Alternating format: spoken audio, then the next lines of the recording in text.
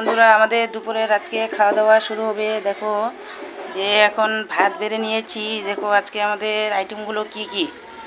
এই যে এখানে পানি কুমড়ার তরকারি, ভাত বেড়ে নিয়েছি, সাথে আছে আমাদের আলুর চপ।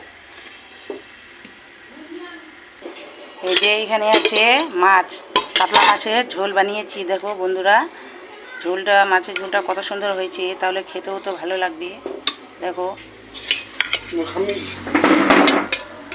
দেখো বন্ধুরা, এখানে বাটিতে নিয়ে নিলাম।